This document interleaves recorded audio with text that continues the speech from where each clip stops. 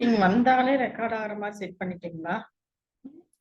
அப்புறம் எப்படி recording in progress அவங்க ரெக்கார்ட் பண்றாங்க?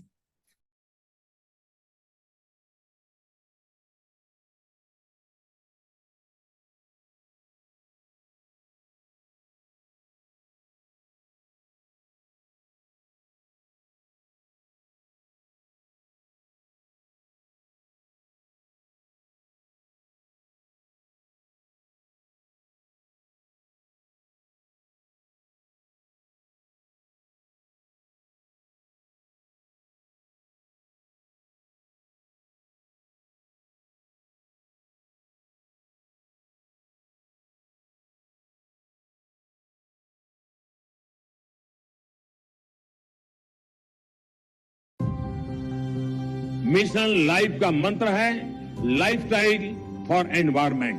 पृथ्वी पर रहने वाले प्रत्येक व्यक्ति को व्यक्तिगत प्रयासों की कामना के साथ ही आज ये मिशन लाइफ का ये विजन दुनिया के सामने रख रहा हूं।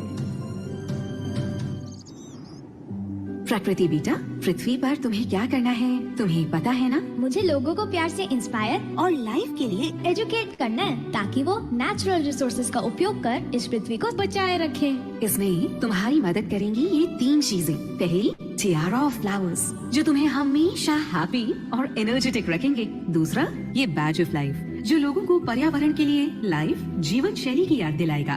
जब वे प्रकृति की रक्षा करेंगे तो प्रकृति उनकी रक्षा करेगी। तुम ये बैज उन लोगों को भी दे सकती हो जो हमारे प्लानिट की बेहतरी के लिए योगदान करते हैं। और तीसरा, ये बैग ऑफ होप जब भी कोई एनवायरनमेंट को हार्म करे तो तुम इसमें से इको सस्टेनेबल ऑल्टरनेटिव निकाल कर उसे देना। ओके, अब मैं अपने मिशन पर चलती हूँ। है एक जीवन, है एक मिशन, आओ हम सब मिलकर करें पर्यावरण संरक्षण। पर्यावरण संरक्षण हर पल गांव और शहर शहर चले इको फ्रेंडली डिस्पोजेबल्स की लहर लहर। कारपूल को अब सब जने अपनाएंगे, अपना शॉपिंग बैग साथ ले जाएंगे। सस्टेनेबल लाइफस्टाइल का है नारा, है ये लक्ष्य हमारा हमारा हमारा। अब हर जन एक पेड़ लगाएगा, पर्यावरण को स्वच्छ बनाएगा। हो सबकी भागीदारी तो खुशियां हरदम। पर्यावरण, वन और जलवायु परिवर्तन मंत्रालय, भारत सरकार।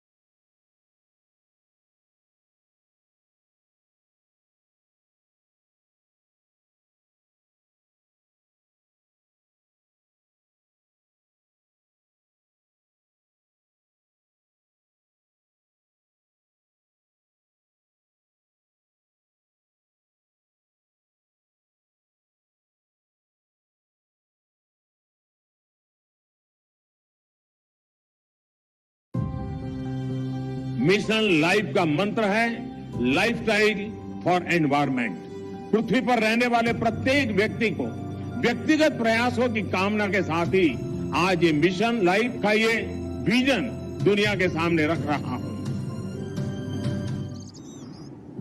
प्रकृति बेटा, पृथ्वी पर तुम्हें क्या करना है तुम्हें पता है ना? मुझे लोगों को प्यार से इंस्पायर और लाइफ के लिए एजुकेट करना है, ताकि वो नेचुरल रिसोर्सेज का उपयोग कर इस पृथ्वी को बचाए रखें। इसमें तुम्हारी मदद करेंगी ये 3 चीजें। पहली, टियारा ऑफ फ्लावर्स, जो तुम्हें हमेशा हैप्पी और एनर्जेटिक रखेंगे। दूसरा, ये बैज ऑफ लाइफ, जो लोगों को पर्यावरण के लिए लाइफ जीवन शैली की याद दिलाएगा। जब वे प्रकृति की रक्षा करेंगे तो प्रकृति उनकी रक्षा करेगी। तुम ये बैज उन लोगों को भी दे सकती हो जो हमारे प्लानिट की बेहतरी के लिए योगदान करते हैं। और तीसरा, ये बैग ऑफ होप, जब भी कोई एनवायरनमेंट को हार्म करे तो तुम इसमें से इको सस्टेनेबल ऑल्टरनेटिव निकाल कर उसे देना। ओके, अब मैं अपने मिशन पर चलती हूँ। है एक जीवन, है एक मिशन, आओ हम सब मिलकर करें पर्यावरण संरक्षण, पर्यावरण संरक्षण। हर पल गांव और शहर शहर चले इको फ्रेंडली डिस्पोजेबल्स की लहर लहर। कारपूल को अब सब जने अपनाएंगे, अपना शॉपिंग बैग साथ ले जाएंगे। सस्टेनेबल लाइफस्टाइल का है नारा, है ये लक्ष्य हमारा हमारा हमारा। अब हर जन एक पेड़ लगाएगा, पर्यावरण को स्वच्छ बनाएगा। हो सबकी भागीदारी तो खुशियां हरदम। पर्यावरण, वन और जलवायु परिवर्तन मंत्रालय, भारत सरकार।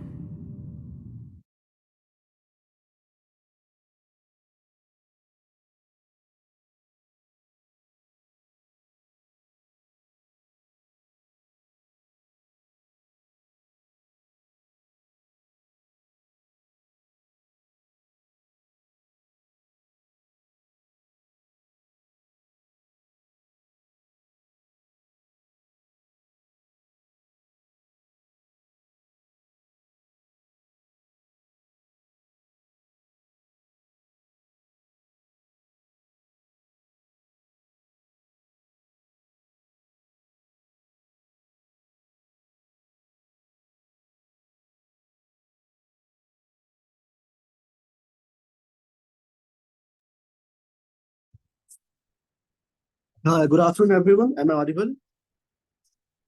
Yeah, So we'll start around 2 or 4:03 p.m. Just wait 2 or 3 minutes more. People are joining, and thank you so much for joining.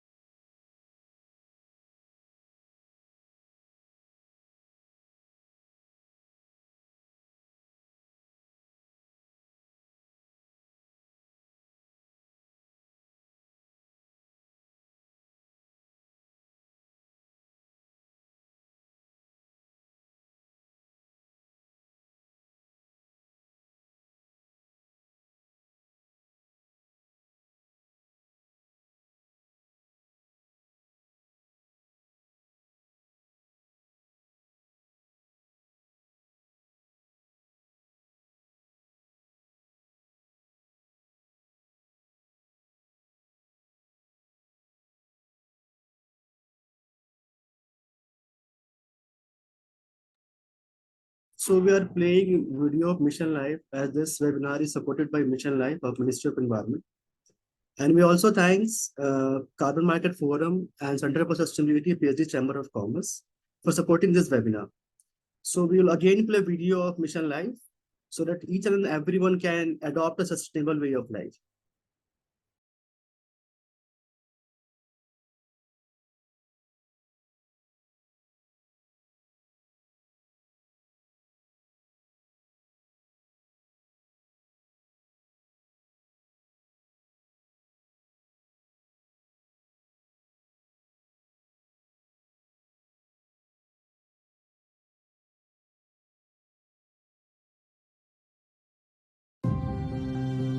Mission life का मंत्र है लाइफस्टाइल फॉर एनवायरमेंट। पृथ्वी पर रहने वाले प्रत्येक व्यक्ति को व्यक्तिगत प्रयासों की कामना के साथ ही आज ये मिशन लाइफ का ये विजन दुनिया के सामने रख रहा हूं। प्रकृति बेटा, पृथ्वी पर तुम्हें क्या करना है तुम्हें पता है ना? मुझे लोगों को प्यार से इंस्पायर और लाइफ के लिए एजुकेट करना है ताकि वो नेचुरल रिसोर्सेज का उपयोग कर इस पृथ्वी को बचाए रखें। इसमें तुम्हारी मदद करेंगी ये 3 चीजें। पहली, टियारा ऑफ फ्लावर्स, जो तुम्हें हमेशा हैप्पी और एनर्जेटिक रखेंगे। दूसरा, ये बैज ऑफ लाइफ, जो लोगों को पर्यावरण के लिए लाइफ जीवन शैली की याद दिलाएगा। जब वे प्रकृति की रक्षा करेंगे तो प्रकृति उनकी रक्षा करेगी। तुम ये बैज उन लोगों को भी दे सकते हो जो हमारे प्लानिट की बेहतरी के लिए योगदान करते हैं। और तीसरा, ये बैग ऑफ होप, जब भी कोई एनवायरनमेंट को हार्म करे तो तुम इसमें से इको सस्टेनेबल ऑल्टरनेटिव निकाल कर उसे देना। ओके, अब मैं अपने मिशन पर चलती हूँ। है एक जीवन, है एक मिशन, आओ हम सब मिलकर करें पर्यावरण संरक्षण, पर्यावरण संरक्षण। हर पल गांव और शहर शहर चले इको फ्रेंडली डिस्पोजेबल्स की लहर लहर। कारपूल को अब सब जने अपनाएंगे, अपना शॉपिंग बैग साथ ले जाएंगे। सस्टेनेबल लाइफस्टाइल का है नारा, है ये लक्ष्य हमारा हमारा हमारा। अब हर जन एक पेड़ लगाएगा, पर्यावरण को स्वच्छ बनाएगा। हो सबकी भागीदारी तो खुशियां हरदम। पर्यावरण, वन और जलवायु परिवर्तन मंत्रालय, भारत सरकार।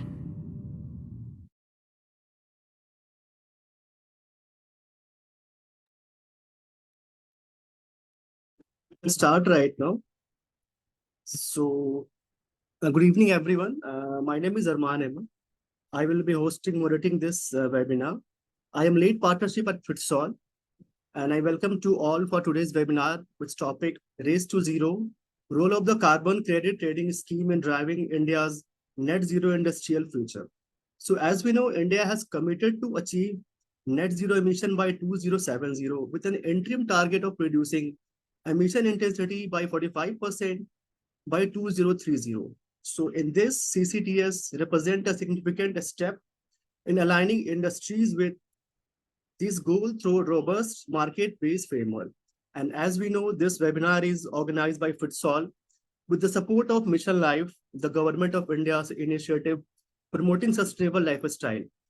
And we also thank PSD Chamber of Commerce, Center for Sustainability and Carbon Market Forum for supporting this webinar.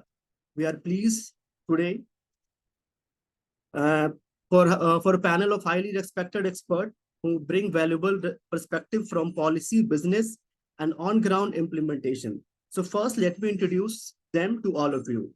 So please welcome, we have the first panelist, Monica Srivastava ma'am. She is Head Sustainability and Innovation Function at JSW Cement. Monica ma'am leads ESG initiative at JSW Cement and brings over 16 years of experience across climate action, circular economy, and biodiversity. She is a TERI alumni. She has previously worked with Holcim and ACC and currently serve on the GHG Protocol's Corporate Standard Technical Working Group. So we welcome you ma'am. Thank you so much for accepting our invitation. We have the next panelist. She represents the government side, Meenakshi ma'am. She is a project engineer at the Bureau of Energy Efficiency with more than 14 years of experience in energy efficiency and IT. She is a carbon market expert and she led initiative in building an appliance energy efficiency as well as a state level enforcement of efficiency scheme. So thank you so much, Meenakshi ma'am, for representing government voice at today's webinar. We have the third panelist, Atiq Sheikh sir. He is Deputy General Manager at Group Sustainability Cell at Aditya Birla Group. He is a climate and decarbonization specialist with over 12 years of experience at Aditya Birla Group. He leads initiative on GHG management and net zero strategy. He also contributed to India's carbon market design during his time at BE and PwC India. For this, we have a moderator, my colleague, Mr. Siddharth Shekhar, he will be moderating the session. So now I invite Siddharth to take over this session and start the panel discussion. Over to you, Siddharth. Thanks, Arman, for the introduction and welcoming all of you again for this webinar. Right. Without further ado, right, I would like to go directly to Meenakshi, who's the project engineer with Bureau of Energy Efficiency. Meenakshi, to start it off, right, could you briefly explain the objectives and structure of the carbon credit trading scheme and how CCTS compares with other international frameworks, like something like the EU or ETS, so that we can start off this webinar. So good evening, everyone, and thanks, Fitzall and um PHDCC and other organizer partners for inviting me. And this is a very good forum, and I think we should conduct these type of webinars or stakeholder consultation from time to time to apprise the participants and the stakeholders and the others industry partners regarding the carbon market in India. So first I'll talk about the birth of the carbon market, from where it get started and how it came into the picture. So firstly, we amended the Energy Conservation Act in 2022, where we included the provision to introduce to develop the carbon credit trading scheme. Then under the regime of the Energy Conservation Act and the Environmental Protection Act, we developed the notification and the rule for carbon credit trading scheme, which was first notified in June 2023, where we introduced compliance mechanism. Then it again got amended in December 2023, and then we introduced the offset mechanism as well. So this is the beginning of the carbon credit trading scheme in India. Then what is the institutional framework for this whole mechanism, whole system? So Bureau of Energy Efficiency is the administrator for the complete scheme, and then the Grid Controller of India, who is looking after the registry part, who they will be managing the registry for the carbon market. Then come the CERC. They are going to regulate the trading part, all the trading aspects under the carbon market of India.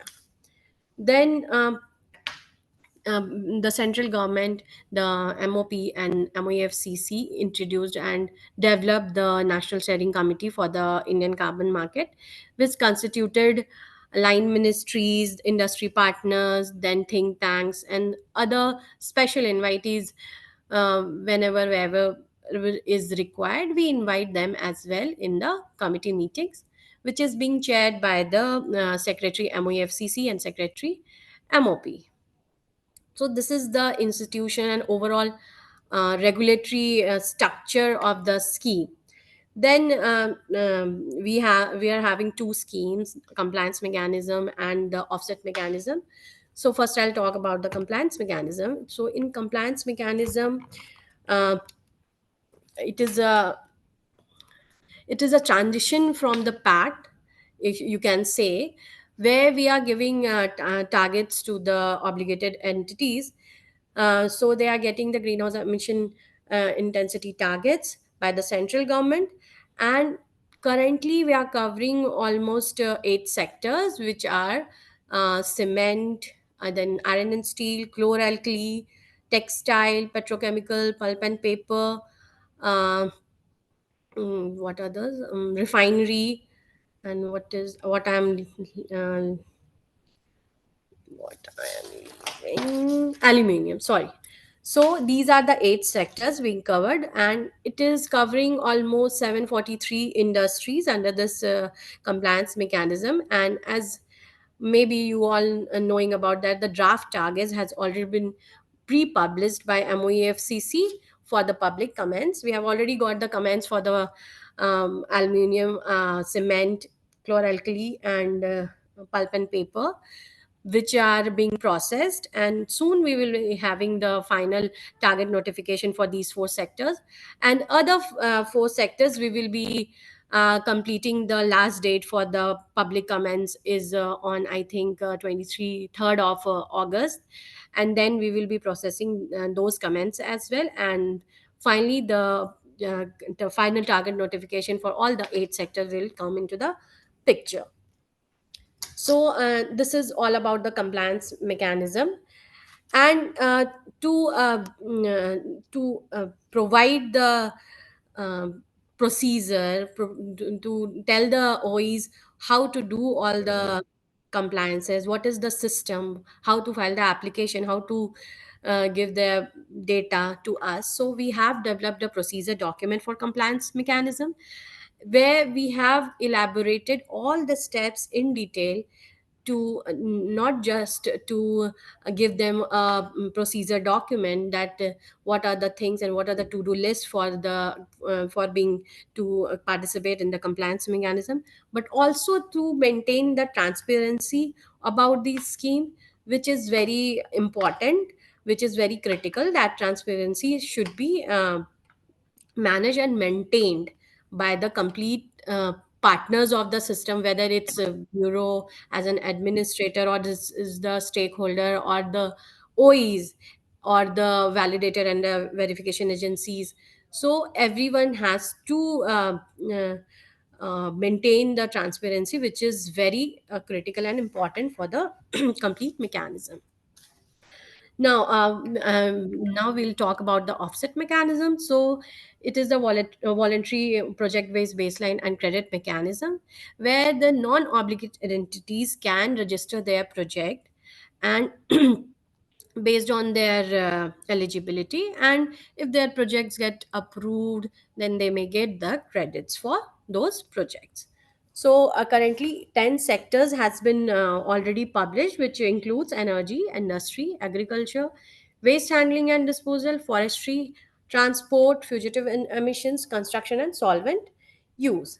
And for these 10 sectors, out of these, we have already published the methodology, 8 methodologies for 5 sectors, which includes energy, industries, agriculture, waste handling, and the forest. We have already having the 8 methodologies published on the website. And likewise, the compliance mechanism, we are also having the procedure document for the offset mechanism, which gives you a complete picture of the system, how you can apply for the, how can you register your project under the offset mechanism, how your applications will be processed, what documents is required. Everything is mentioned in that document. And we have already started taking the application for registration under the compliance offset mechanism. Although our portal is not live for now, but we have created a system which is which we are taking, from where we are taking the applications, and we will be transitioning from the offline mode to online mode very soon. We are just waiting for our server to be procured. Understood. The complete system will be started online. So that Great. was about the complete picture of the carbon market. So next, the question is how the Indian carbon market is different from EU ETS, or how the EU ETS is working and how our system is working. So first of all, EU ETS is based on absolute emissions, and whereas the our CCTS, the compliance is intensity based targets is given to the obligated entities. So in EU, they follow the cap and trade approach, allowing allocating the allowances based on a cap and trade, and enabling trading of these allowances. Whereas the in CCTS, we set the baseline, and where whoever is overachieving, that gets the credits, and who are the underachievers, they have to buy the credits from the market.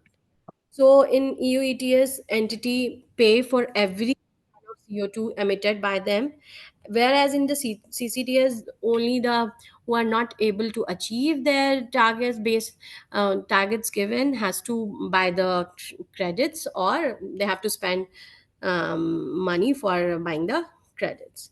That's the basic difference between our system and the EU ETS. So that's all on my Amazing. side. Thanks a lot for that comprehensive start to the session, Meenakshi. I think it was very elaborate. Certain aspects of it, I'll just get back to you, right? For example, transparency and greenwashing at a later part of the same webinar. Okay, so now that we've started with the government, I think we'll immediately head to Monica from JSW Cement. Monica, how is it that you see the carbon credit trading fitting into the decarbonization strategy of heavy industries, something like a cement, which is a hard to abate sector? Would love to, touch upon with you to understand your perspective on that. Yeah, hi. Thanks, Siddharth, and thanks to Firsol for inviting me to be part of this panel. And thank you everyone so much for joining. I mean, I'm glad to see 200 participants have joined this webinar. So let me start with the CCTS scheme, which was the draft notification was released around 16th of April, and and thanks to Meenakshi for talking about the whole background around CCTS as well as carbon trading. And now coming to answering the question what you have asked, frankly speaking, if you see the Indian cement industry, actually Indian cement industry is anyway very efficient if you compare with the global cement industry. Also with some regulation already in place like PAT and everything, so they have progressed quite well till date as well. So now, like Meenakshi said, that CCTS is a transition phase from PAT to CCTS, and I saw few of the question that would PAT be applicable or not. So these maybe 1 or 2 years would be in transition phase, but ultimately all the targets or PAT regulation would be completely replaced by CCTS in coming years. And Meenakshi, maybe you can correct me if I am wrong in my interpretation because you represent BEE. Again, coming back to cement industry. So though and I'm representing JSW Cement. So though cement industry or be it JSW Cement, we have anyway progressed on many of the things for decarbonization, but CCTS is surely acting as a, how do I say, a catalyzer, which is giving a push for cement industry to do more around it. Why do I say that? 2 or 3 things. One is that there could be few of for in cement industry for decarbonization there are different levers. So there are 5 levers primarily, and 3 levers relates mostly on the energy part. So one would be the energy efficiency, where you reduce or where you enhance your energy efficiency by reducing your heat consumption and power consumption. That's the one part. Second part of energy is the AFR, using alternative fuels to replace your coal requirements. So that's the second part.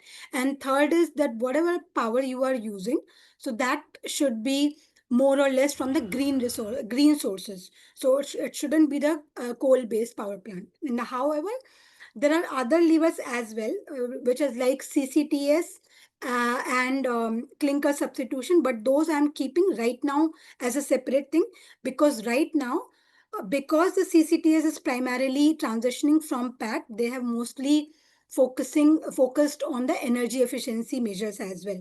And if you see the targets trend, so to start with, it probably the percentage of reduction varies from year to year. Right now, I think they have given targets for 3 years, and those should be easily achievable by most of the cement company, given the fact that all the cement companies are anyway putting many projects around these energy efficiency, whatever 3 levers I spoke about.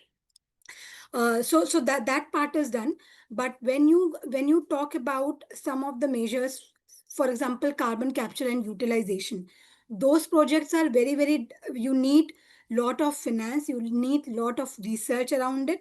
So that's why this CCTS is giving that push or some kind of incentivization also to those industry, that they can start, because you have a regulation also. So earlier you were doing it voluntarily, and maybe earlier you were doing it for having a competitive edge towards sustainability, and you were doing it for benchmarking yourself towards the global industry. But now you have a regulation as well. So whatever maybe dilemmas or some of the apprehensions were there for not pursuing something, now this CCTS has actually acted like a bridge or the transition bridge for bridging those gaps. So that's the quick insight I can give at the start of the panel, but I'm looking forward to talk about more about it whenever we have next set of questions. Thank you. Absolutely, Monica. I think that was super insightful to start with, right? On the energy levers and CCUS and how it's still early, etc. Moving on, definitely we'll be coming back on 2 or 3 aspects which you've already spoken with where we have on our agenda. Moving on, Atik, hey, great meeting you. Working with Aditya Birla Group as the group sustainability. So how is Aditya Birla looking at it, right? How are they preparing for it? How are they aligning their operations with regards to the CCTS scheme, Atik? If you can just dive down on that. Yeah, thank you. I hope I am audible. Am I audible? Yeah, Atik.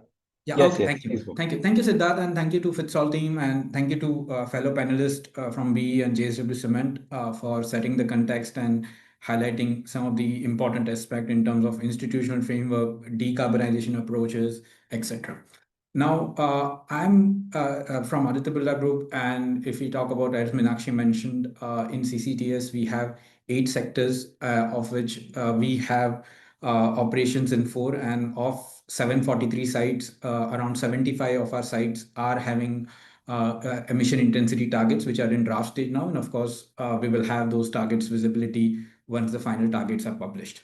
Now, in terms of preparation on how group is aligning our operations or CCTS, I would put it in 2 or 3 ways. I think ma'am has already covered with respect to the decarbonization part, but I will come more from a monitoring on how emissions and those things are getting translated into the numbers which you are seeing in the notification.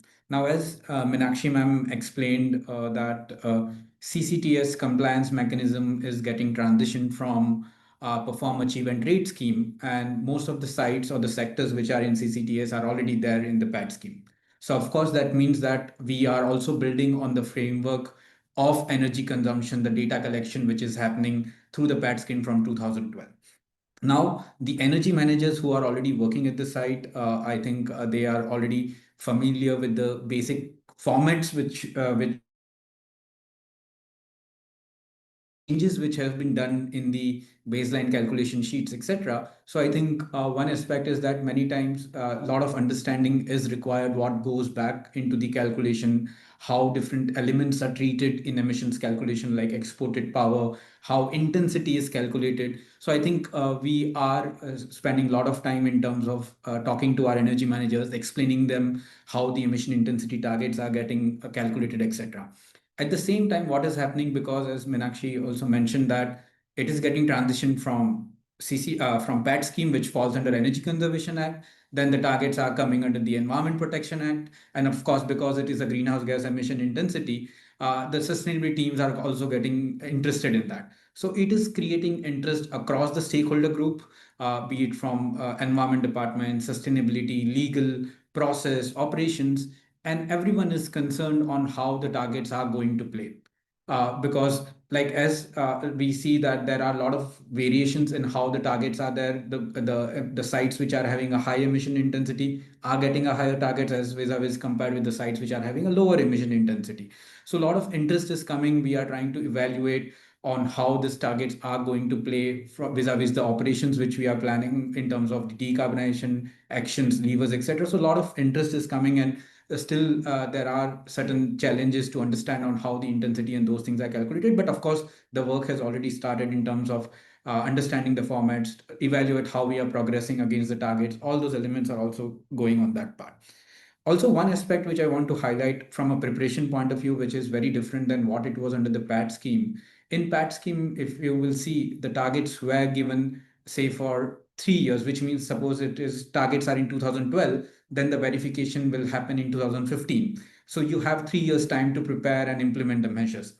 But now in CCTS, the challenge is that it is a yearly compliance, like how we are trying to align with EU ETS, where the yearly compliances are there. And of course, each year you have a target And when you talk about the decarbonization measures, many years or many months goes into planning. Like as Monica ma'am was mentioning, there are different type of projects. Energy efficiency may be short gestation period, but when we talk about renewable energy, fuel switch, many more elements need to fall in place. Not only, I would say, the technical feasibility, financing part, like if you want to do a fuel switch, whether we have a gas infrastructure near to our site or not. So I think those aspects we will have to now look at very critically, because it is no more a 3 year or a 4 year compliance, but it is a yearly compliance. So a lot of planning will go into how we want to achieve the targets and those elements as well. So I think from that part, I would say that from an admin point of view, or like monitoring reporting perspective, there are certain challenges. Of course, it builds on the foundation of PAT scheme, so some elements are already addressed, but of course then you have to see on how the emissions are calculated. Maybe the energy managers might not be that aware, so we need to spend good amount of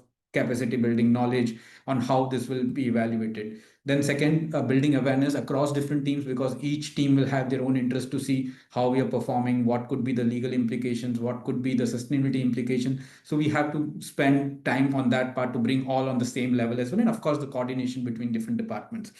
And then of course preparing for a yearly compliance. So you have to do a verification, you have to have a data ready, you have to submit the reports. Then also the trading will be on a yearly basis, so the strategy on how you want to take a decision, whether you want to bank the credits, whether you want to sell it, or whether you want to buy the credits, all those elements will now we will have to see on how we can do more. I would say strategic approach to CCTS is what we are looking in terms of preparedness. To summarize, three areas as I mentioned: capacity building, knowledge sharing across the group, and then of course the last, effective governance across MRV, compliance, trading, all those aspects that we will need to look forward to as we come closer to the, like, targets is one part, but of course the main thing will start once the compliance year is over and we see where we are with respect to the targets, and then of course the subsequent step with respect to credit, buying, purchase decision, all those elements will fall. And I think it's a learning journey. We already have some progress through PAT scheme, but now I think the challenges will be much more different than what we see in the CCTS part. Thank you. Great. Thanks a lot, Atik. That also sets the agenda very clearly in terms of how ABC is looking at it and what are all the three things that can be done, cannot be done, right? Hopping over again next to Meenakshi, I think you touched upon it at an earlier point in which you spoke, which is how is the scheme going to ensure transparency, avoid greenwashing? It's a heavily talked about topic, especially in the green sector. So if you can just touch upon us and briefly on that, it would be very useful. Yeah, thanks. So, how you asked me about the ensuring the transparency and how you're avoiding the greenwashing or the double counting. So, first I'll talk about the transparency part. So, for transparency, most important is that we have to be very clear and very transparent with the stakeholders, the industry partners who are actually participating in the program. So, firstly, they were very reluctant, or that no, this is not done. You are giving us some difficult targets, and we are not ready for it. Or every industry partner was reluctant. But first, we uh, convinced them with. We conducted many stakeholder consultation, technical committees. Then we had a working group also under the National Steering Committee. So at every step, at every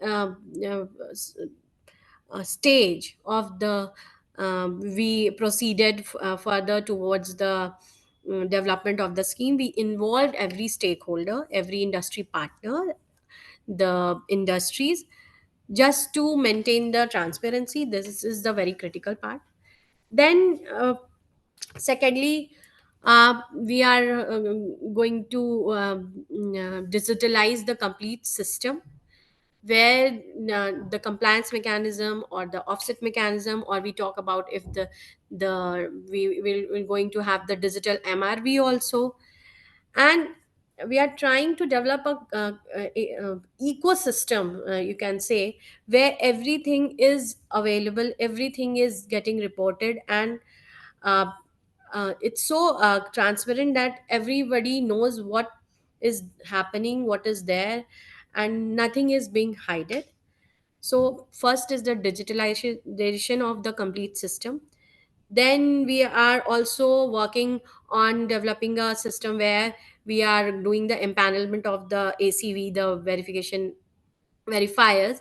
And if we are empaneling them, then we are putting their names on the website, the list for the stakeholder consultation as well.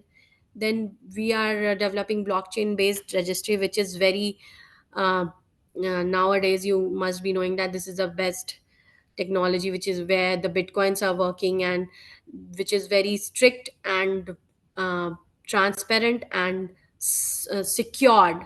Then we are also if for the offset mechanism, we are aligning with the article 6, which is already following the transparency part, so it is being covered under that. Now if you talk about the double counting, how we are catering that. So for in an offset mechanism where we are asking to project partner to apply for or register their projects here, if they are registered elsewhere, they have to first declare it, and if still they want to register with our under the India carbon market, they have to deregister from the other platform where they have already registered. I talked about that we are developing meta registry. We are in talks to develop a meta registry where all the registry will be linked, and every data or every project registered under the complete ecosystem will be verified or cross checked, that it is not being double counted or it is not elsewhere registered, it's only registered in one place. uh, we are doing the third party verification, validation, and the compliance check. And we are also checking the performance of the ACVs randomly. We are also randomly checking the industries or the projects. So these are the few steps which will be followed during the implementation of the CCTS. So that will help us to maintain the transparency part also, and to avoid the greenwashing or the double counting, which is very important for the success of the scheme. Thanks a lot, Meenakshi. That shed a lot of light on what are the kind of technological prowess that the government is also thinking in Hmm. terms of going green, right? Now over to Monica. I mean, interesting things that you had mentioned. So from a perspective of innovation, right? What is it that JSW Cement is exploring to reduce those emissions? Okay. So so there are most of the initiative for the decarbonization are more or less same for all the cement companies in India. And if you talk about really on innovation, and which might be defined differently by different people, so there are few of the things which we have done a bit differently. One is that maybe some of you might not be aware that JSW cement, I mean, it came into existence around 2007, at the time when JSW Steel was producing lot of slag, and slag was a problem statement at that time. And at that time, the founders thought that why don't we turn this problem into a solution or some value added products from the slag, and that's how cement JSW came into the cement industry. And since then, most of our portfolio is a slag based cement. So that was the one big difference what we do not see in India. Just to give the context to all the audience. So if I talk about, I mean, so in cement, there are different types of cement, and slag cement has the least CO2 emission intensity as compared to other industry. It is as low as like 40 to 50% than the highest, that is OPC, ordinary Portland cement. Okay, so in JSW, almost 80% of our product portfolio is slag based. So that is anyway giving us a lever to call ourselves with the lowest emission intensity, not just in India but globally as well. So if you have the national average as the global average as 580 kg per ton, and the national average is 530 kg per ton, our FY25 was 230 kg per ton. So that's almost less than the half. And the primary lever was the slag thing. However, now knowing that you are already at very low number, it doesn't mean that we would not work on other levers, which are like energy related levers. So on AFR, which is a very common practice now, because it's been almost 17 years I came into like cement industry, and that too in sustainability. And in the starting, people were hardly aware of the TSR, or I mean all the technology, all the technical terms, thermal substitution rate. And now we have come a long way. Today most of the cement companies are talking about their thermal substitution rate, which is like percentage of energy which you replace from alternative fuels over the coal. So currently our number for FY25 is almost 17%. So thermal substitution rate is 17%, and most of the credit for higher substitution rate goes in in co-processing. Co-processing is a technical name for using waste as an alternative fuel. So that is a plastic waste, non-recyclable plastic waste or refuse derived fuel. So that is the fuel type which many cement companies are using, and they have increased their substitution rate significantly. And that's why even we have almost double. So last year our average TSR number was 7%, and this year it's almost 17%. Now, two things I would surely talk about, that because we belong to a group where we have lot of slag. So in slag, the most common slag is blast furnace slag, which is mostly known and which is mostly used. However, there are other types of slag as well, which are there lying uh, as a waste, which do not see enough potential for reuse right now. So we have a very big R&D center at one of our largest plant, that is Vijayanagar. So there we are putting lot of research efforts towards use of those kind of other slags other than BF slag, so that we can make make valuable how do I say, input to our cement manufacturing, and we can arrive some value out of it. Third one I would surely talk about the CCU part, carbon capture and utilization. So recently there has been there was a call in last July 24 from the Department of Science and Technology. They have invited proposals for the pilot plants for carbon capture and utilization. Very small, 1 TPD. 1 TPD is, I mean, if you talk in terms of, so we produce or we generate almost 3.1 million ton of CO2. And here we are talking about pilot of 1 TPD, that is ton per day plant. Okay, so if you see in terms of comparison, it's nothing. But still, because CCU is not a very mature technology, so still people are working towards it and finalizing or exploring some indigenous way of doing this. So that's why there was a call, and there were almost 18 projects which were submitted by the cement industry to Department of Science and Technology. And recently, out of those 18 projects, 5 were awarded for the funding, where 75% of the funding would be given by government and 25% would be given by the industry. And the main project proponent would be the academic or the research institute. So we collaborated with on 2 projects, one with IIT Kanpur and another with IIT Tirupati, ISC Bangalore, and IIP Dehradun. And I'm pleased to share with the audience that both our projects got selected for the award. So I mean, so out of 18, 5 projects, and out of 5 projects, 2 belong to JSW Cement.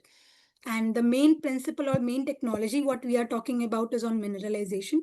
So that I see as a very strong innovative project, which we would be trying it out in next 3 years at 2 of our plant. And just to close, because on this part.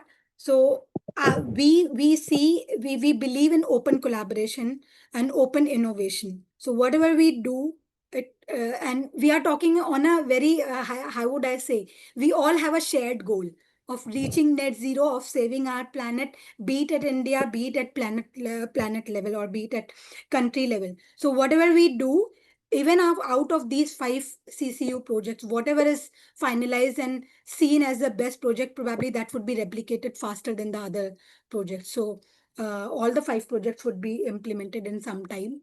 And that's why for our belief that collaboration is the key, we work with many research institute, many civil or the how do I say, all the industry association. We are a part of many industrial association where all the innovative projects are being worked out. We have collaborated with some of the startup who are working in some innovative technologies. So, and everything we disclose in our annual report. So that's I think enough for right now. And next probably we will talk about more. Thank you. Absolutely, ma'am. That was really, really amazing to see so much of movement on ground, right? Moving on, Atik, something like an Aditya Birla Group, which is a big conglomerate, right?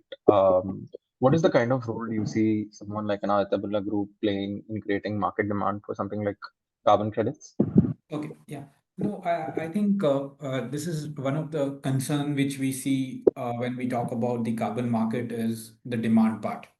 Okay, now to put this question in a perspective, I think it is important to see the carbon credit demand through 2 mechanisms which we are talking about.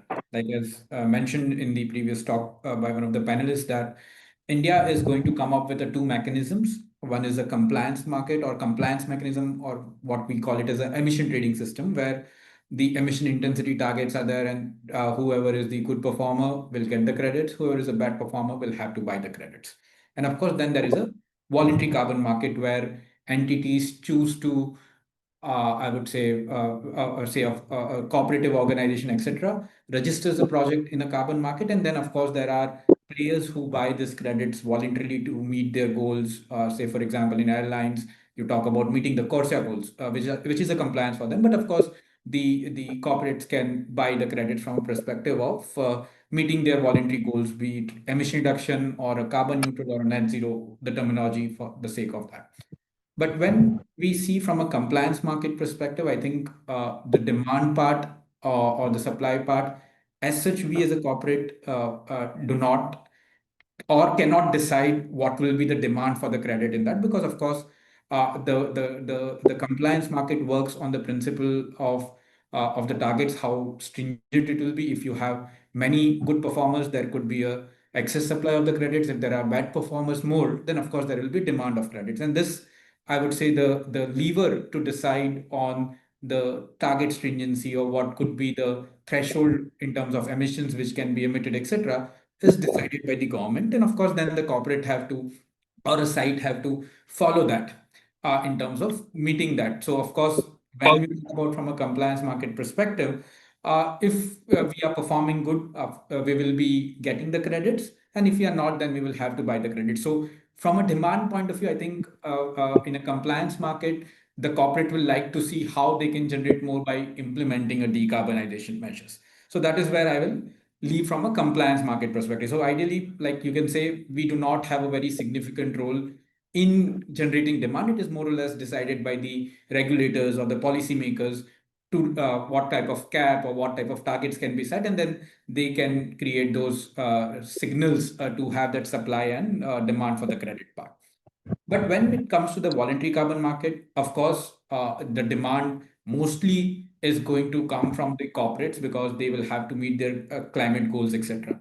But before we think on why we should see from a credit perspective, because even as a group, we talk about most of our operations, as I mentioned, will fall under the compliance carbon market. And then there is no allowance, or like in many other ETS, you will also see there are some part which they allow voluntary carbon credits also to come in play to meet their obligation. But right now, maybe in Indian context, because it's the first phase, that voluntary credits are not there to be allowed in the compliance market of that part. when we talk from a voluntary perspective, whether we want to buy the credits now to meet our goals, of course, then we say a net zero goal is way long for us now to 2050. And right now, the focus is to decarbonize to an extent possible in our operation and then look for the voluntary carbon credit. So here, I think though we can play an important role as a corporate to create a demand, it is very important for us to see how and when the voluntary carbon credits can be used. We have to have those elements or those milestones to be defined, but maybe right now it is not, I would say, a focus area, because our focus is more coming from a decarbonization part. Also, the other part when we see from a voluntary carbon market is, as a buyer, what purpose it will serve. Because whether if we talk about reputational, supply chain engagement, or product level claims. But one aspect which we did an analysis is that when you talk about as a corporate, if we buy the carbon credits from a voluntary carbon market, then you will see that there are various type of frameworks. Some will say that, okay, the carbon credits can be bought to meet your net zero goals, but say, for example, in SBTI, for a near term there, that allow, or I would say that flexibility to use the offset credits are still not there. So I think from a demand perspective, I would say still the challenge is that from a voluntary carbon market, we have to have a very clear purpose on why we want to do it, when we want to do it. And of course, then we also have to see on how well we are able to use it for our other purposes, say reputational, or say for that matter, other frameworks where we are already committed to, where maybe right now there is no consistency on how voluntary credits are allowed or not allowed. So that is what I would say from a perspective of demand part. I agree that the voluntary carbon market will have to depend from a corporate perspective, but I think still we have to build that case on how and why it will be a value to us. But of course, then we have to start exploring small and then figure out, because as the targets are getting stringent, maybe the government will open up voluntary carbon credit to be used by compliance players. Then we may miss the opportunity as well. Like, okay, the prices can go up as the targets are getting stringent. So we'll have to figure out that as well on when and how we want to enter the market as well from a voluntary perspective. So this is what I wanted to add on this. Amazing Thank you. clarification. I think thanks a lot. We'll come back to you on certain aspects of it again. Meenakshi, I think you touched upon this very interestingly, which is trying to create an ecosystem, right? So how is the government planning on doing it, right? Engaging industries, especially the MSMEs, who are a large part in a country like India, in terms of adopting to the CCTS and the rest of the ecosystem that needs to get built, to propel the climate agenda. Yeah. So regarding MSMEs, so as I've already told you that we have already covering the large industries under the compliance mechanism, which is about 743 industries being covered under the compliance mechanism right now. And obviously that will be increasing by with the time, and the market, the mechanism gets matured and will include more sectors.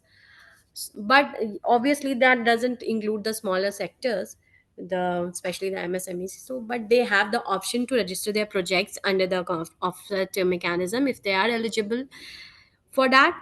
And we will also be conducting the capacity building program for them, where they will be given more clarity about the mechanism, how they will get the incentives, or how it is beneficial for them, to encourage them to register their projects. And I would also like to mention that recently MB has launched the Aditi program, which is assistance in developing energy efficient technologies in industries and establishments, where we will be giving the small industries, MSMEs, some financial incentives so that they can invest in the cleaner technologies and emission reduction strategies, which will help them to uh, uh, participate in these type of voluntary mechanism programs. So that is being done from our government side to encourage the MSME industries to participate in the carbon credit trading scheme. Thanks a lot, Meenakshi. I think that was brief, clear, and to the point. Moving on, Monica, considering she also mentioned about MSMEs, and then a natural extension of that is the value chain of big companies, right? Something like this thing. So, how important is collaboration across the value chain in making the CCTS successful, do you think? Yeah, it is actually in just my previous response itself, I indicated that I think collaboration is the key, for, not just for CCTS, but for any project you take. Okay, so you if you think that something you can do all alone, that probably would be very difficult or maybe very time taking. So if you want to achieve the overall objective in a lesser time, then collaboration is the key, because there are many stakeholders who have every I mean, so if there are many stakeholders and everyone has some piece of information, some piece of knowledge, some piece of insights. So until unless you collaborate, you probably would not be able to piece everything together and solve the puzzle. So I think that collaboration is the key, and believing that, because I touched upon that, uh, so not just the academic institute, like I said, that we collaborated with IITs and some of the organization. And if you on the CCTS only, if you start with the government or the ministry itself, I mean, you have MOEFCC, you have Ministry of Power, they both work together towards this, and there are other ministries also who might get involved in later to achieve the overall objective, because India has taken an overall target of reaching net zero by 2070, and everything is happening, whatever regulation you have, be it on PAT, be it on renewable consumption renewable consumption obligation, RCO, or EPR, or any kind of regulation. So most of the things are drill down or is converging towards the overall achieving the net zero target. So on the collaboration part, I strongly feel that surely the research or the academic partner is one part. Uh, uh, Startup is another ecosystem. So I have this LinkedIn account which I'm active, not very active, but I have observed and I have noticed that most of the startups which are coming, either it is on environment or sustainability or digitization. It might be wrong, because in my network most of the people are related to that field, but I think that startups, whoever are working, so many of those technologies are towards achieving some kind of sustainability, be it water, be it emissions, or be it resource optimization and using waste as a resource. So collaboration with a startup is another important thing which we all must exercise. Third stakeholder which I would like to highlight, and which are very active in this space, is the financial institution or the banks, because as you move forward in coming years 2030, so like I said in my first response, that some of the initiative which we are doing is practically possible, and it would be able to it would lead to some kind of uh, reduction or the decarbonization or achieving your target. But if you really want to move forward in future, you would need lot of finance, maybe subsidy, because those technologies are so much capital intensive that you would need to collaborate with many partners, and not just the financial institution, maybe some funding organization. And you might be in this space, and you would see that there is a lot of funding available even at the global scale, who are actually they want to invest in all those technology decarbonization project, which would actually lead to some kind of reduction in your emissions, because we all want to achieve that net zero goal. And fourth stakeholder which I feel is the general public, that everyone, so maybe industries are very much aware, people who are in the sustainability field, they are very aware of all the sustainability goals what we are required to do. But if you talk about general public, then they might not be aware. So we probably need to collaborate with many organizations to creating that awareness at the consumer level as well, so that there is an increased demand for low carbon products and everything, and that gives an incentivization for manufacturing or for those industry who are producing those products for those customers. So those four, I mean, overall collaboration is important, but I think the 4 5 there are key stakeholders who you need to collaborate a lot. And yeah, so that's a response from my Understood. side. Yeah. Great. Thanks a lot, Monica. Moving on, Atik, from your perspective, right? Comparison between the EU ETS versus the Indian CCTS. How do you see it? I think some of the aspects, Meenakshi,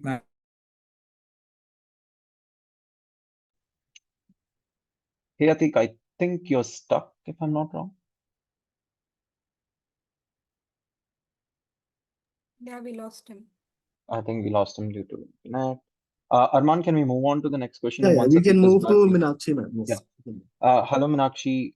So considering we need to wait for Atik, I thought I'll is move that on to when you you talk both of I about, you. think he's back. Sorry, he's back. Yeah. Hey, Atik, am I audible? can you just Okay. can you just reiterate the last part because we completely lost you after you mentioned Meenakshi brought it on. Okay. Sure. No, I think as I mentioned that like if you will see from a fundamental design perspective, then the coverage of emissions is very different. Like there in EU ETS, it is pure direct emissions you can talk about, but in our case, we cover both direct and indirect, which is scope 2 emissions is also getting covered here. Then of course, how the target setting is done. Like in EU ETS, they follow one product, one benchmark concept where they take top 10% and then relative to that, the other industries are getting the credit. So of course, there is always a, I would say, less credits which are the industries are having to surrender. And also one aspect is that in our case, in Indian CCTS, the system is, I would say, ex post, which means that you perform, you have a target, you perform, and then you come to know whether you will have excess credit or you will have to, depending on your performance, whether you will be issued the credits. But in EUTS, the system is more like a ex ante, where through auctioning or through free allocation based on benchmarking, the permits are allocated to you. And the idea is that by 2034, you have to buy every ton of CO2 which you are emitting. And that's why the CBAM is also coming in that perspective. And Meenakshi also highlighted that how that part is slightly different than what is in India. And we only play on the delta part of it. The other part which I want to highlight is that because there the EU ETS government is doing auctioning of the permits, they are able to generate revenue from the system, and then they are also financing the projects in the industry through that fund, like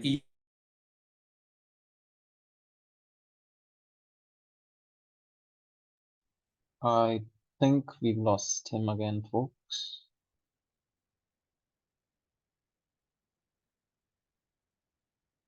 Okay, let's wait on 10 seconds. Not, we will move on. Just wait for 10 seconds. Yeah.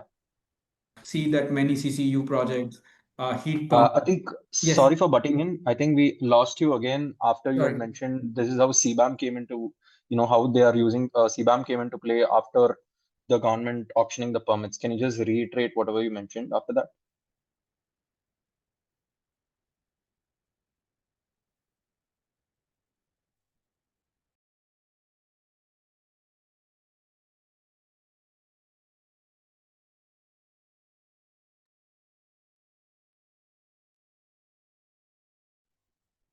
Okay, I think Arman will move on once he comes back. We'll pick Yes, it we up. should. Yeah. Next question. Yeah. So for the final questions of the day for each of the speakers, right? Meenakshi, if you can, say from a policy and implementation standpoint, right? What do you see are the main hurdles or blockers for the CCTO's rollout, and what strategies are being considered to overcome that from the BE side? So now we will be talking about the hurdle. So I think there are four things which is the critical and the four keywords I'll say I'll use. First is the participation. Second is the double accounting. Third is the transparency, and fourth is the integrity of the scheme or the stakeholder, whatever you can say. So for participation, I've already told in my first question that industries were not keen towards the CCTS, but we worked with them, we listened to them, we we discussed a lot. We had a lot of debate with their whether it's association in the technical committees or working group, then the NSCICM, and we as the inline ministries were also involved. So it was like a everyone we uh, called upon the table to sit upon and to discuss everything, to clear out the problems, to clear out the their doubts, and then they were agreed. And we now, you know, that we have already pre-published the targets. Then the double accounting, which I already told that we are uh, asking the participant to self declare themselves, so that double accounting may be avoided. And we are also creating a meta registry which will help us to avoid the double counting. Then transparency we talked about. Then we are developing the digital ecosystem where everything will be so transparent that every reporting and every um, critical things are being visible to all the participant of the Indian carbon market. Then the integrity. So first of all, we are paneling the ACVs, the verifiers, and I would like to tell you that uh, on the portal we are creating a provision where every professional can register themselves, and they can be the part of the ACV agency, but as an individual they have to register on the portal to be a part of ACV, so that nobody makes benefit of that the Minakshi is working for X also and Y also and Z also. That will not happen, because I it's my uh, duty, and it's my it's question on my professional etiquettes that I have mentioned that I am working with X only and I have left Y. So to maintain that integrity, and we will also be conducting the random checks and the verification of the ACVs and the industry partners and the other projects. We will be conducting the random, we will making it sure that this happens and nothing gets ignored at because we wanted to portray internationally also that we are doing we are establishing such a ecosystem or such a system where these critical points are being covered and addressed. So that's all from my side. Thanks a lot for that, Meenakshi. I think it was very clear in terms of how the government is also thinking. And moving on to Monica, I think the last question is like a theme for even you and Atik, right?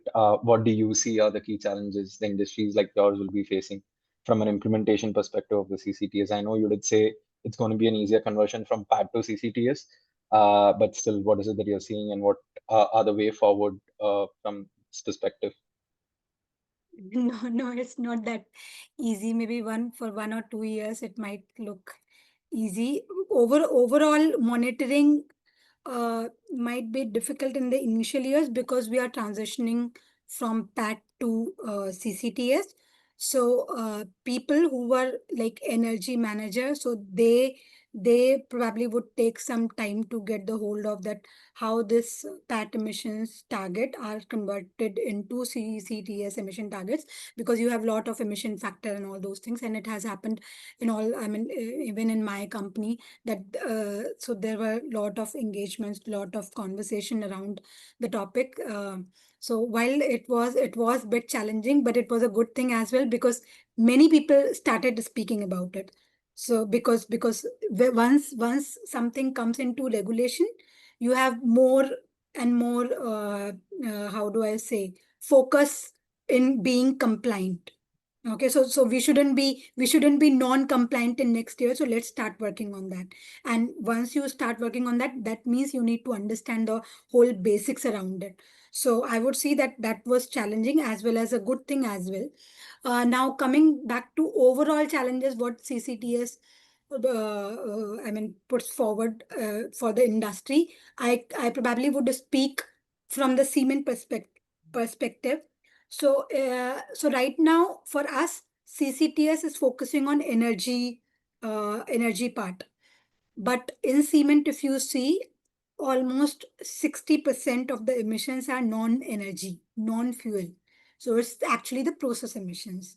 So if till that time it is only on energy, and that too not the full potential, that means it would be very, very hard to achieve 100% thermal substitution rate or 50% of thermal substitution rate.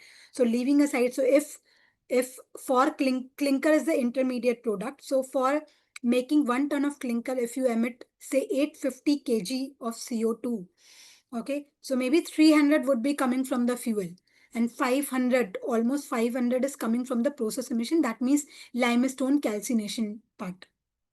Now you would be able to handle the energy part, but what do you do with the limestone conversion? So one is that, like I spoke about, using some types of alternative material or some kind of innovative technology for not technology but low carbon products, kind of limestone, calcined clay, cement, and all those things. However, the biggest lever for whole of this thing is carbon capture and utilization, and it has its own challenges. Very, very high operational cost. So people have an estimate that almost 30 to 50% of the cost of cement production goes into the CCU. So you can imagine that if a company puts in that money to reach those targets in say 10 years or a decade, where would they put in this money? It would be distributed among everyone. So actual implementation or exercising the whole thing would be very, very challenging, and we would need to, so high operational cost. Second, like I said, that the technology of CCU is not very, very mature. So we are starting with just a pilot. So we have to see that what goes and which one would be the most successful thing. Third is because for I'm focusing on CCUS because all other things are still workable. So CCU is the big elephant which we have to address. So in CCU, you need a lot of value chain partners. For example, you have captured. How do you transport that captured CO2? How would you send it to use? If you would be utilizing it, then you have to have some of those partners who would buy that CO2 or who would use that CO2. So you have that partners also. So there would be a challenge of lack of infrastructure kind of thing. So that is another challenge into it. Another challenge could be, which Meenakshi also touched upon, is the reporting thing. How would you report all those? So while we have some understanding around, because the CCUS reporting is happening in Europe or other parts, not the developing countries or the Asia, but also that would be also a bit of a challenging. And then financing around all these innovative or I would say new emerging technologies to comply with those targets. So these would be like 4 or 3 or 4 kind of, so high operational or cost, then lack of infrastructure, value chain engagements, and the financial subsidies and the reporting part. So these would be, I anticipate that these would be the coming up challenges, and yeah, we have to think Got it, through the solution as well. Monica. Yeah. That was super insightful. Moving on to the final question of the day from a panel perspective, after which I believe Arman will be taking few select questions from the audience for the panel. Right, Atik, hope Yes. we've got you back. Yes, I'm back. Yeah. Yeah, right. The question is the same, the final question, before which I thought we will No. also talk upon the part where you mentioned from the perspective of the CCTS compares with international EU ETS, and then you were mentioning about the auctioning of permits in EU, right? So post that, you can also touch upon what are the challenges you foresee in implementing the CCTS. So I think not from a challenge perspective, but I think most of the aspects Monica ma'am highlighted, so the challenges remain similar across the sectors, across the industry. But one aspect which I just want to bring to the notice of everyone is that if you will see carbon credit trading scheme, the targets are at a site level. And how we see the decarbonization approach currently is more at a corporate level. So traditionally, if a corporate is expanding, new sites will come in, the emission intensity will naturally go down because you have better technology, better controls, etc. But here, when we talk about CCTS, there are individual targets, and if you will see, and some of the participants already pointed out, there is a variation also in the targets, where some entities with a higher emission intensity get a higher target. But of course, you have to go back into details why that emission intensity is high. Because one, that is an old plant, maybe there is a technical challenges in implementation of a project, maybe the feasibility or the space is not there. So I think from a perspective of sector, I think the government is coming with the target and then the site level distribution is happening. So I think there are inherent challenges. Of course, there will be some sites who will be able to achieve the target, but because of location, because of the nature of technology, vintage of the processes, etc., the challenges will remain, and you will always find that there will be some sites who will may not be able to meet the targets, or may not be able to meet the targets at the pace at which the government is asking them to do. Okay, so those challenges will remain, and we'll have to figure out on that part.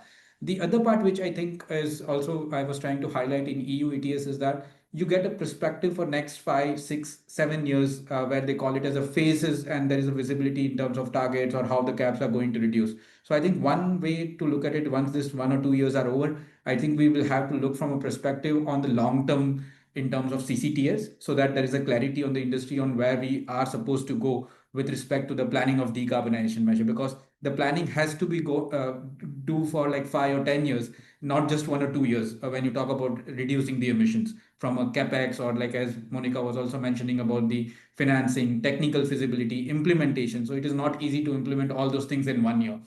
So I think these are the two challenges which I just wanted to highlight, in addition to what Monica mentioned about finance, admin, monitoring, reporting. So all those things are there on that part, and the challenges will remain similar across the industries as well. Thank you. Thanks a lot, Atik. That was very, very informative. So I think my part of hosting is over. Aman, over to you on the audience questions. Yes. Thank you, Siddharth, and thank you, Atik sir, Monica ma'am, and Meenakshi ma'am, for such an insightful things and talks that how CCTS could be help India into India's net zero journey. So moving ahead, we have some questions from the audience. The first question is from Mr. Naman Kumar. Naman Kumar, are you there? Yes, I am. Please ask your question. So I think the first question has been answered in the session. The PAT scheme will be obsolete in coming time. I would like to jump on my next question. So, I hope it is clear. Seeing the reaction of Siddharth, am I No, audible? there is a background noise, Naman, so we're not able to hear you properly. So, Arman, can you read the question I have typed in the chat box? Sorry.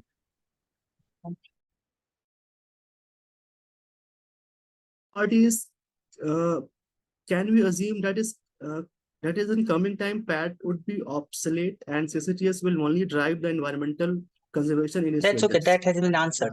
That's okay. So which part you want? How this compliance or PAT mechanism benefit the organization, who have already taken initiatives and they have achieved no further reduction is possible or something. So, and they have taken already given target. Okay. So from a speaker, who is going to answer this question? Yeah, I'm going to answer this question. So, Naman, you asked first. I wanted to answer your first question also, that whether the PAT scheme will be obsolete or not. So, right now it's running. The sectors which are not getting covered under CCTS is being covered under the PAT. But yes, you are correct that with the time, all the sectors will be transitioned. But it's not sure that it will happen or when it will happen. Secondly, you was asking that the what is about the best industries in the sector. So they are already getting the minimum targets for that. So I think that is the incentive for them for now. And with the time, maybe it will be changed or something else will bring it out. But for now, we are only giving them the minimum targets to be achieved. Thank you. Thank you. Thank you. Thank you. The next question we have from Mr. Prashant Giri. Prashant, are you there? He's not Yes, there. hello We have- everyone. Yes, please carry on, sir. Actually, my question is that can we get the process-based emission data? To whom What you are like to asking? write? Can we get the process-based emission data for the respective industries? No, that's a confidential data. We cannot give you like that. The data cannot be given or shared like that. Okay, Okay, okay. thank you. Thank The you so next much. question is from Ariba. Ariba, are you there?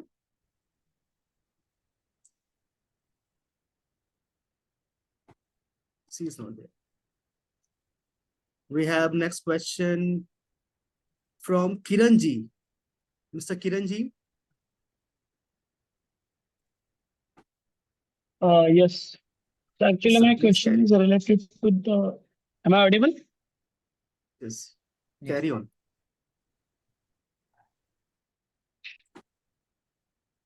Yes, please ask your question. Okay. So recently, Meenakshi ma'am told me, some of the set. Okay. So the specific question is automotive sectors can be considered under tax scheme, or it will directly go to the CCTS? Currently, automobile sector is not covered under any of the. It will be covered under the offset mechanism, not the compliance mechanism. So it depends what is the project and how it is eligible for the methodologies published by the bureau. So for now, it is not there, but yeah, under the transport sector, it will be covered. Okay, thank you. Moving to next question, we have question from Mr. Mayank Negi. Mr. Mayank, are you there?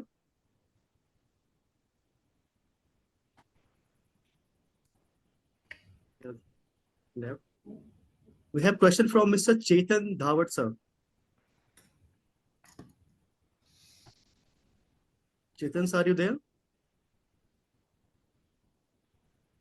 Okay, moving ahead, we have question from Mr. Kandrap Malvi. Kandrap Malvi. Okay, I think he's also not there. We have question from Mr. Jean Kang. Mr. Jain, are you there? Okay. Question from Mr. Abhimanyu Rathi.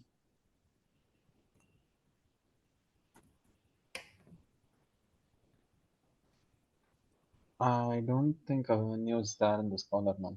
Okay. We have question from Mr. Saurabh Trivedi. Mr. Saurabh, are you there? Yeah, hi, Arman. Thank you. Thank you so Yeah. much, first of all, for everyone. So it was like a very informative webinar. So I have a question to Meenakshi ma'am. I'm sort of from Institute for Energy Economics and Financial Analysis, and we are energy finance think tank.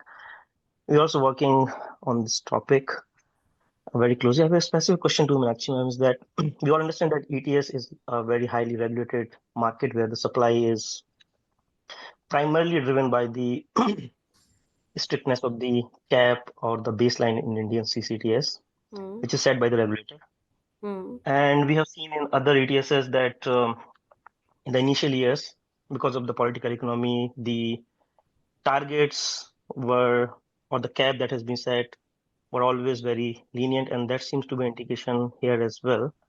So that means that in the initial phases, there is a risk of oversupply of carbon credits, because it means that if the targets are not stringent, then most of the obligatory entities will be able to meet them.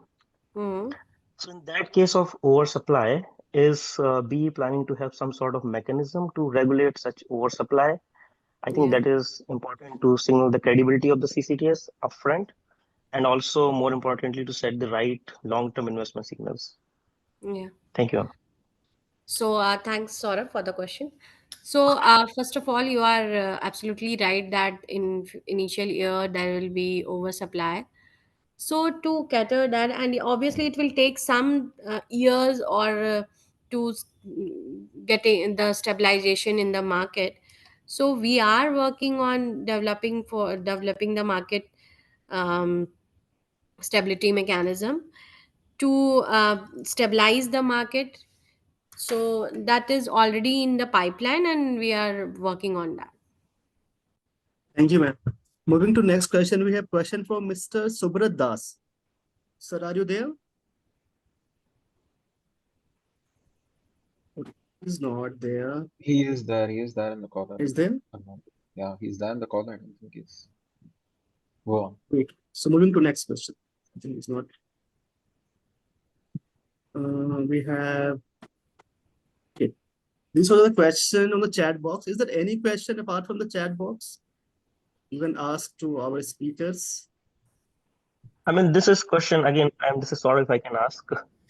It's a question to the speaker. We have Mr. other Kandar Malvi. Sir, just could you wait for a minute? Like, Yes, Mr. yes, sir. Kandar- Sir, Yes, I sir. was asking about that. I thoroughly checked the BEE sheet for the CCTS calculation. I was just exploring the clarity on that double counting part, that we are taking our stock of cement in the counting of scope 2 calculations. That I was bit confused about that. We are calculating in the import section in the second year of the calculation part. So my question is, why we are counting two times the once the cement is produced, why we are counting two times CO2 calculations for that part? Uh, Kannabji, I think this is not the right platform to ask this question. You may write to us if you are having this issue. We'll get resolve this issue, whatever. Thank you. We have a question from Mr. Dhananjay Gandhi, sir. Dhananjay, sir, are you there?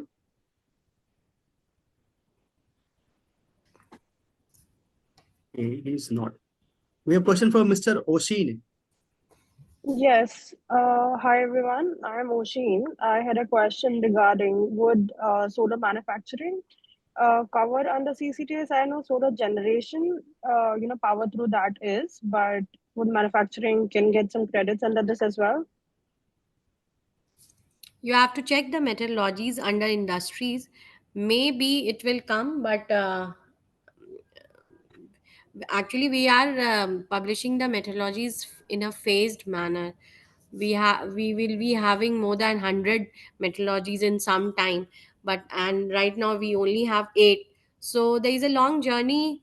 So you have to check the notification or the publication day by day, and I think it will be covered in the industry sector if you are talking about the manufacturing part. I have a question from Mr. Vismay Patel. Vismay, sir, are you there? You can ask a question. It's not. We have a question from Varna. Hello. So I think Meenakshi ma'am, I have this question that you mentioned the target would be set, the emission target is being released. I wanted to know the method behind the target calculation, and I was able to go through the BE website and saw that there would be some scaling factors. So if I as a company want to project my targets or emission target for the next, let's say till 2040 or 2045, the accurate method, where can I find it?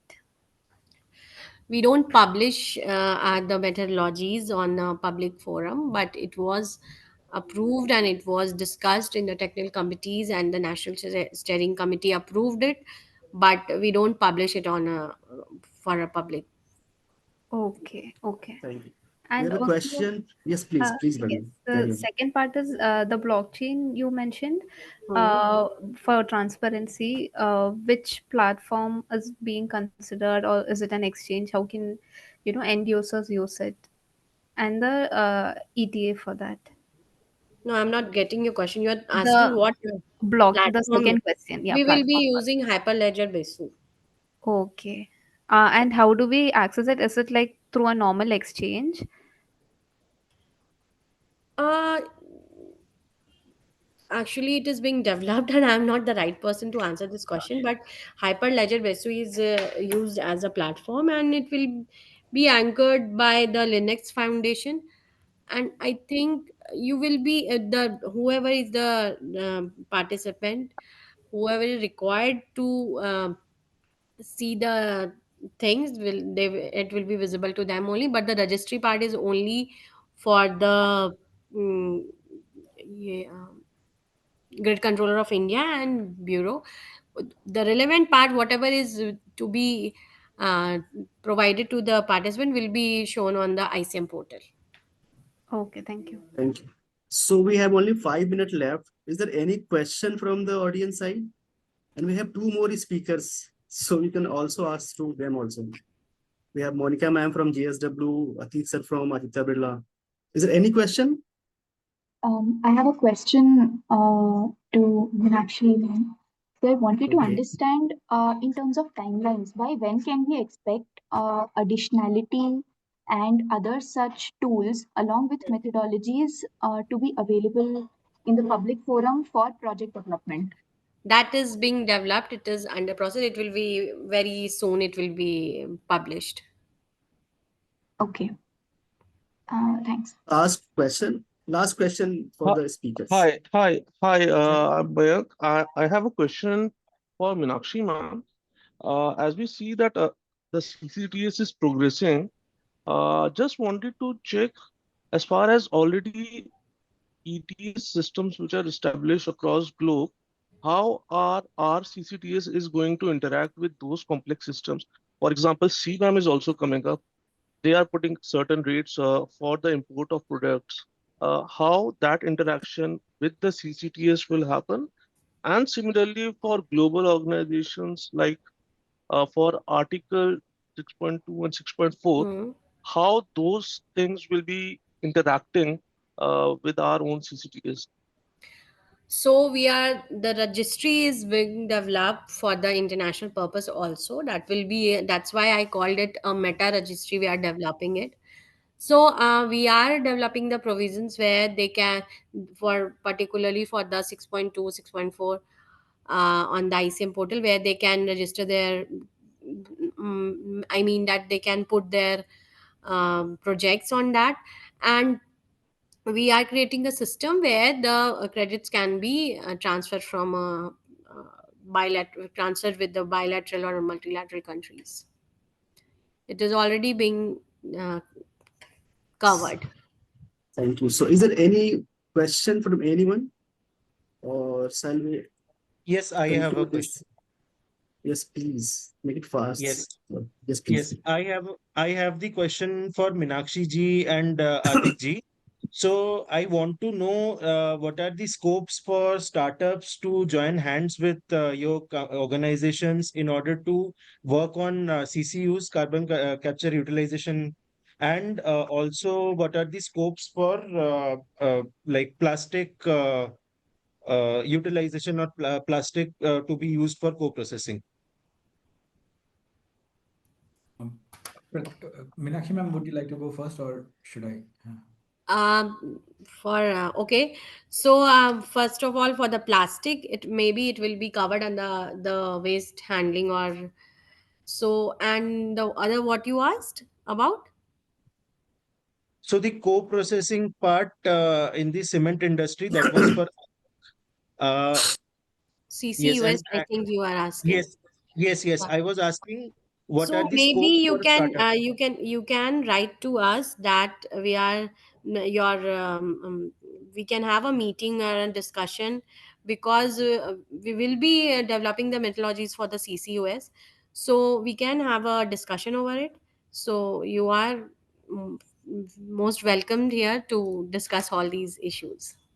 So I think it's Thank you. 5:29. We have 1 minute more. So last question from Mr. So okay, Atik sir, you need to Atik answer. wanted to add Yes, something. yes. Sorry. No. I think so because it was addressed to both of No, us. no. So Pratik, Please.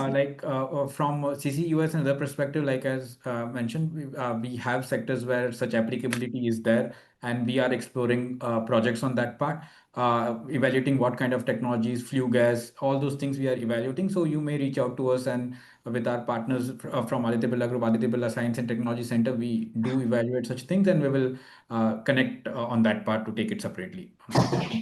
Okay, moving to the last question, Mr. Venugopal Rai R, sir. Sir, could you please make it fast? Last question of the Yeah. day. Sure, thank you. Yes, sir. So embodied carbon in buildings is one of the topics which is not incentivized. Like low carbon buildings from an embodied carbon perspective are not incentivized.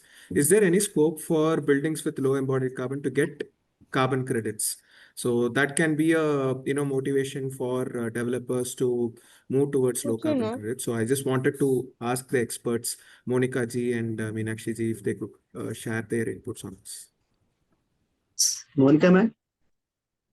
No, Venugopal, even I would like to get this incentivized, because we ourselves talk about a lot for reducing embodied carbon of buildings.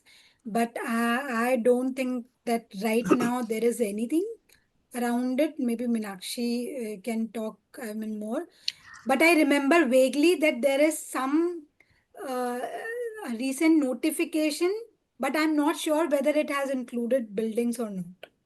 There was some recent notification. I don't remember the name of the notification, that few of the projects might come under, was it green credit notification or some notification?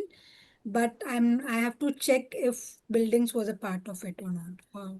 Yeah. Venu, I actually, you talked about the emergent energy related with the building sector.